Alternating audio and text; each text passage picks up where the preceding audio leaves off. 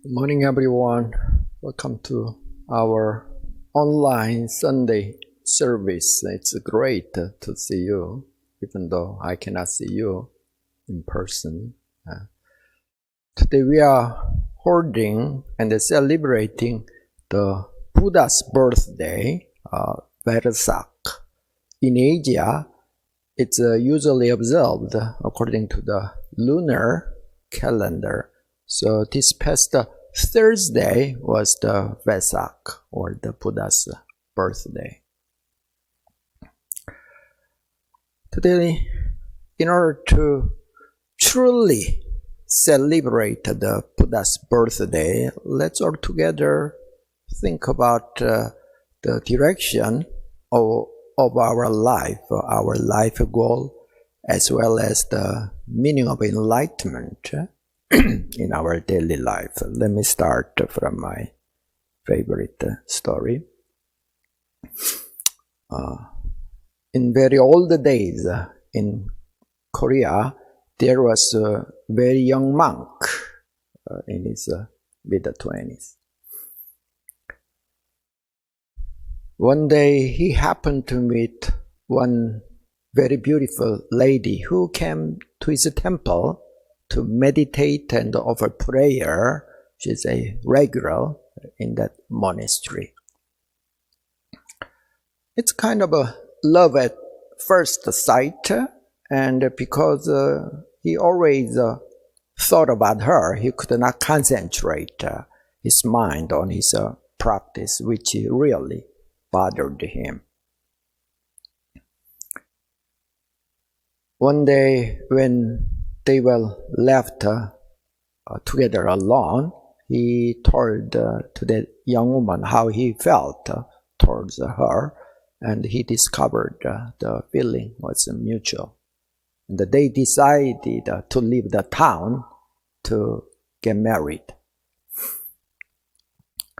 The young lady came from a noble family, and her parents very strongly objected to their marriage.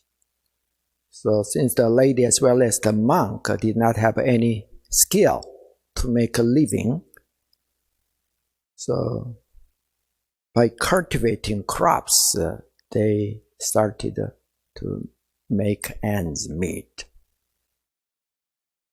After they married, the married life was for a couple of years, it was very romantic. But after that, it was not as romantic or beautiful at all. They have to live a very hard life. At his 60th birthday in Asia, in old days, people's lifespan was not long, so 60th birthday was pretty big deal.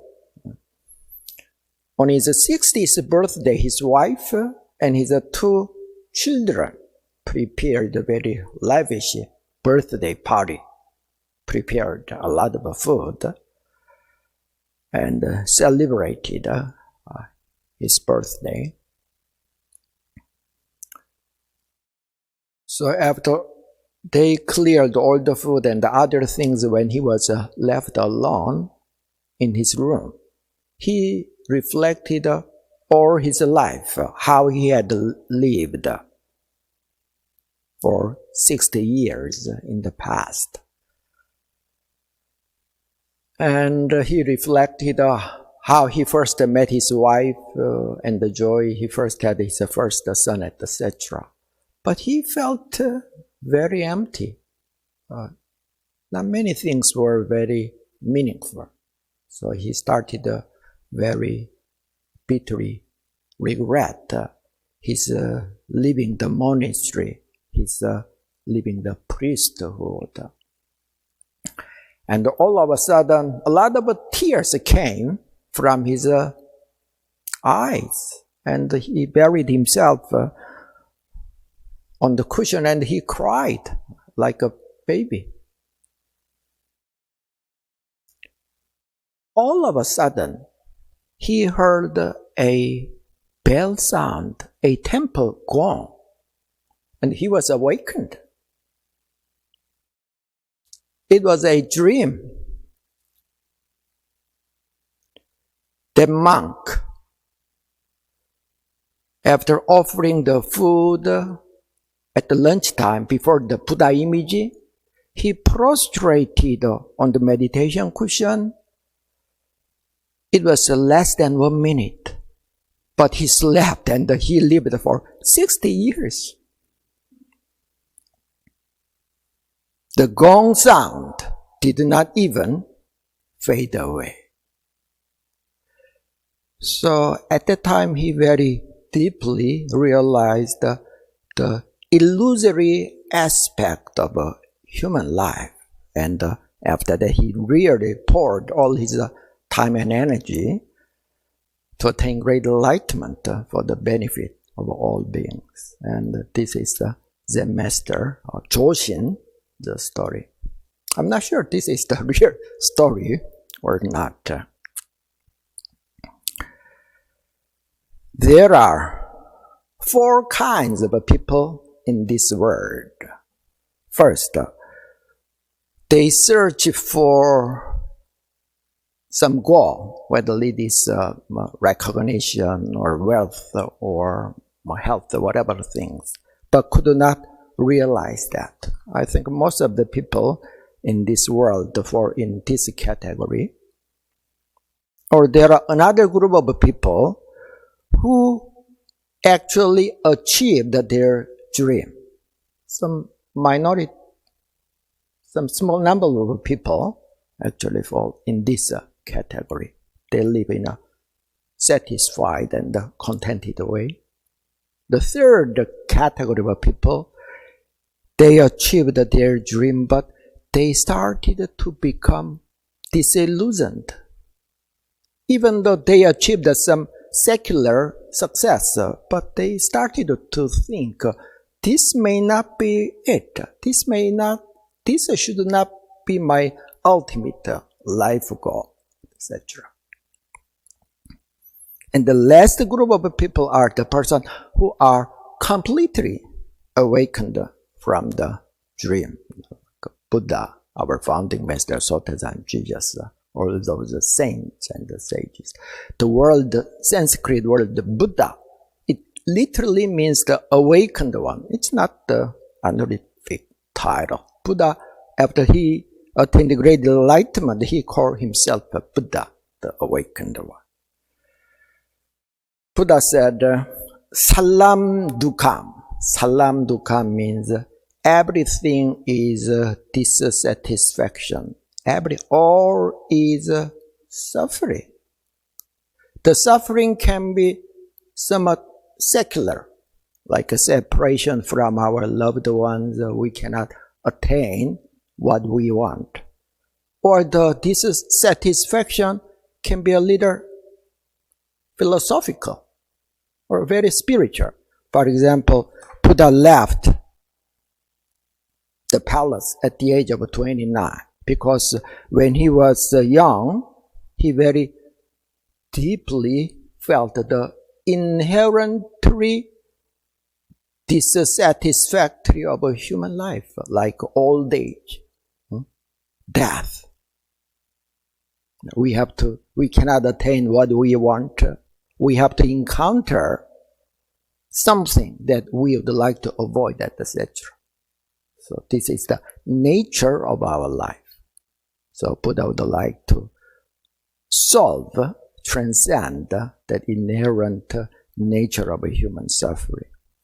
So whether it is very spiritual or very secular, usually suffering or dissatisfactory aspect of our life is usually the motivational force, motive power for us to start to carry out spiritual practice. Probably you might have heard this story before. This is the event that really happened in Sydney, Australia. There was one prisoner, so he's locked in the prison, and it's very boring. He cannot endure that kind of hard, boring period. when he go out of his facility to take exercise, he discovered on a regular basis, once in a month, a food truck came inside its facility. Always on a very exact time. So he studied what time it arrives, what time it departs, and how long, how many minutes it would take for all the food and other things was taken out of the truck, etc. So one day, he hid himself inside the truck, and he could leave the prison. He was very excited. He could be a free man. So after a couple of hours, the truck stopped. So he sneaked out of the truck and discovered what? It was another prison. That truck moved around this prison to that prison and so on. We also live in some invisible prison. Think about your attachment, your anxiety, your worries, all kinds of things. It really shackles our life, our mind. So we try to alleviate our suffering by changing our environment. But as long as we cannot realize our true self, then it's just like moving from this prison to that prison. Think about something that bothers our mind more: jealousy, frustration, comparing mind, whatever things, whatever forms of attachment. What's the root of all those emotions or thoughts? Just like all the trees and the weeds grow on the ground, the base is the ground, the soil itself. Likewise, all those thoughts, emotions, or negative feelings, etc., it arises from the ground called our sense of self. Our sense of, our notion of selfhood is that ground. So what is enlightenment? Realizing the empty nature of ourselves. So one and the only way to attain freedom and happiness, which is not conditioned, which is perpetual and everlasting, is the realization of our true self. We have to realize who we really are. This is the essence of Buddhism. Buddhism is the translated word for Bulgyo. The Chinese character literally means the path to enlightenment. So whether you are a lay person or minister, or whether you are a lawyer, farmer, or secretary, as long as we search for freedom of happiness that's unconditional and perpetual, we have to walk on the Dharma path to enlightenment. It's not limited to minister or Tibetan monk.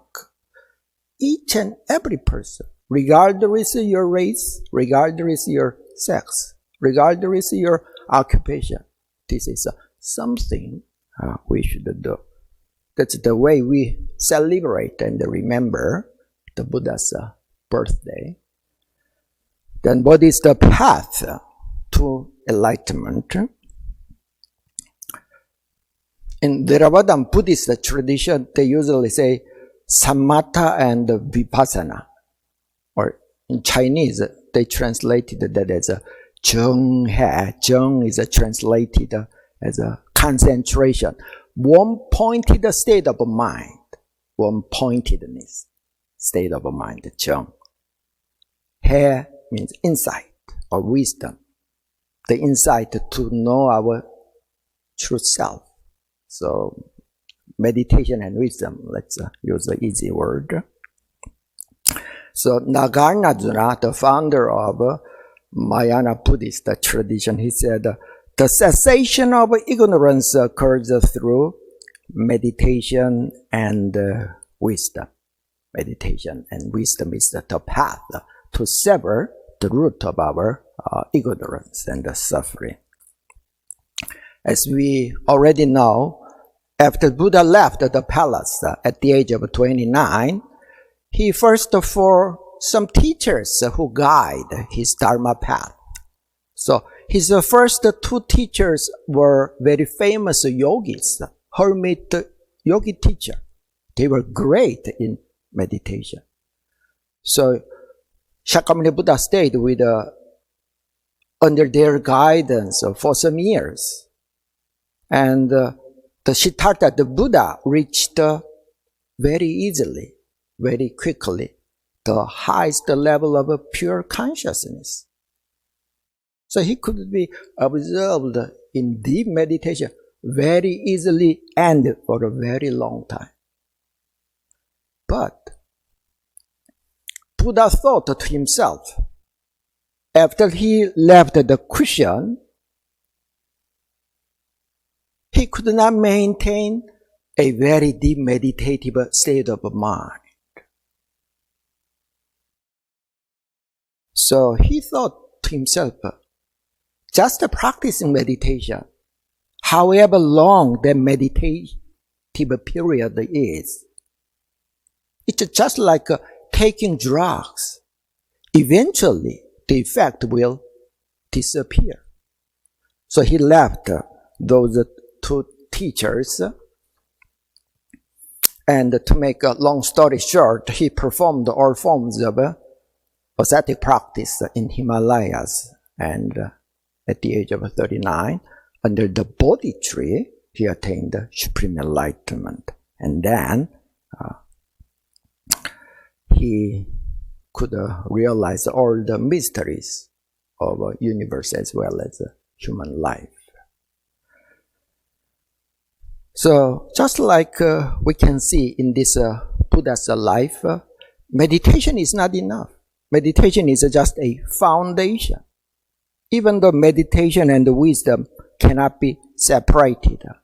As I always use this analogy, only when the ripples from the surface of the pond disappears, that surface reflects the moonlight, which symbolizes the innate wisdom, moonlight accurately. So meditation and wisdom. You can look at the window. Meditation is like cleaning the window. So somebody cleaned the Won Dharma Center window very clean last week. We can see outside the scenery very clearly. It's just like cultivated mind, nurtured the spirit. But after some time, if you do not practice meditation on a regular basis, then eventually dust will gather on the surface of the window. We cannot see outside clearly as before.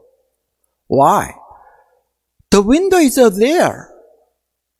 As long as the window is there, dust will eventually settle. What is enlightenment? It is just removing the window itself. How could the dust settle on the window?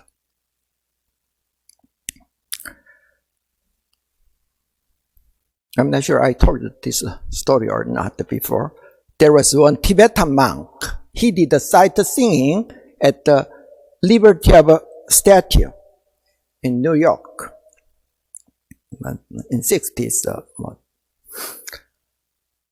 One very famous journalist approached him. He conducted the survey, and what could be the most saddest thing in this world? It's a famine or the war or humans' greed, pollution. He would like to gather some data from regular people.